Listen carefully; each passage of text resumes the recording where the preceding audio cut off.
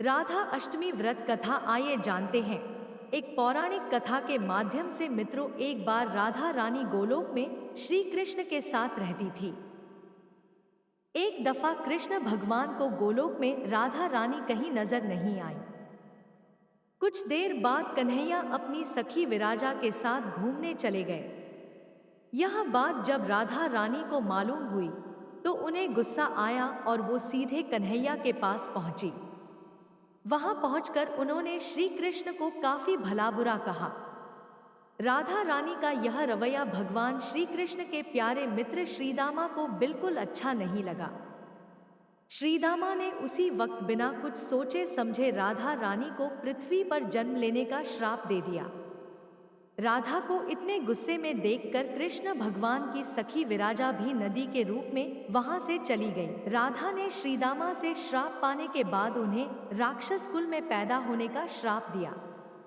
राधा जी द्वारा दिए गए श्राप की वजह से ही श्रीदामा का जन्म शंखचूड़ दानव के रूप में हुआ। आगे चलकर वही दानव भगवान विष्णु का परम भक्त बना। दूसरी तरफ राधा रानी ने पृथ्वी पर वृषभानु के घर पुत्री के रूप में जन्म लिया। राधा रानी का जन्म वृषभानु जी के घर तो हुआ, लेकिन उनकी पत्नी देवी कीर्ति के गर्भ से नहीं।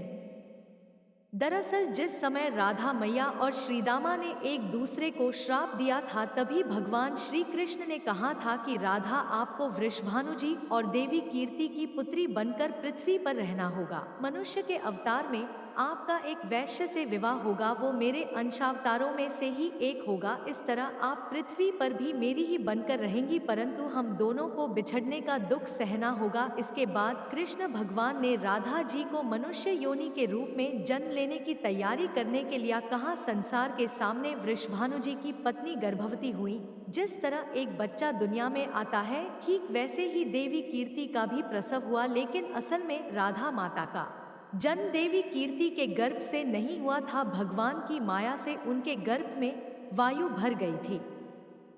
देवी कीर्ति ने उसी वायु को जन्म दिया। इस दौरान उन्हें प्रसव पीड़ा हो रही थी और वहां राधा माता के रूप में एक प्यारी सी कन्या ने जन्म लिया। भाद्र मास के शुक्ल पक्ष की अष्टमी के दिन राधा मैया का धरती पर जन्म हुआ था। तभी से हर साल इस दिन को राधा अष्टमी के रूप में मनाया जाता है। कथा से हमको ये सीख मिली है कि क्रोध एक बुराई है। क्रोध का जवाब क्रोध में ही देने से बातें और खराब हो जाती हैं।